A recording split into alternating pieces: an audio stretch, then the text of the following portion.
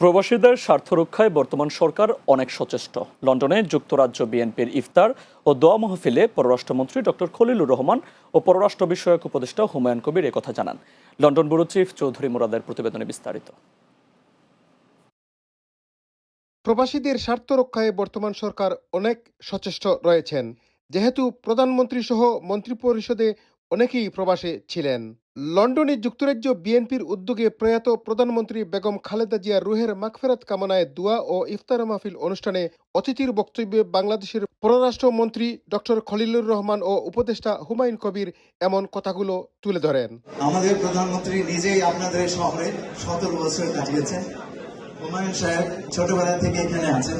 আমি নিজে জাতিসংঘে দীর্ঘ 30 বছর কাজ করেছি এবং জেনেভা এবং নিউ ইয়র্কে আমি এই সময় কাটিয়েছি। সুতরাং আপনারা যারা প্রবাসী আছেন তারা জানবেন যে আপনাদের স্বার্থ রক্ষার জন্য বাংলাদেশের বর্তমান সরকারে প্রবাসী সদস্যবৃন্দ আছে।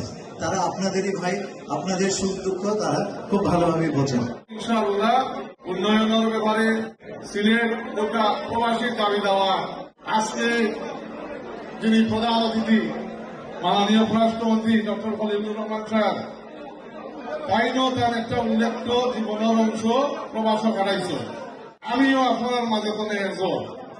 ইনশাআল্লাহ ওখানেও আপনারা পরিবর্তন যে আপনারা অত্যন্ত দুইজন ব্যক্তি আছে যারা ডাইরেক্টলি কিন্তু আপনারা ঠিকানো মন্ত্রিসভার বা প্রধানমন্ত্রীর দ্বারে আছে, এক্সেস আছে, কাম করার সুযোগ আছে এবং আপনারা দাবি নিয়ে সুচার সবসময় থাকবো আমরা। সোমবার পূর্ব লন্ডনের অট্রিয়াম হলে যুক্তরাজ্য বিএনপির আহ্বায়ক আবুল কালাম আজাদের সভাপতিত্বে ও সদস্য সচিব খসরুজ্জামান খসরুর পরিচালনায় দোয়া ও ইফতার পূর্ব আলোচনা সভায় বিএনপি ও এর অঙ্গ সংগঠনের অনেক নেতৃবৃন্দ উপস্থিত থেকে বক্তব্য রাখেন। এ অনুষ্ঠানে দোয়া পরিচালনা করেন Maulana Zahiruddin. Chowdhury Murad, Bangla TV news, London.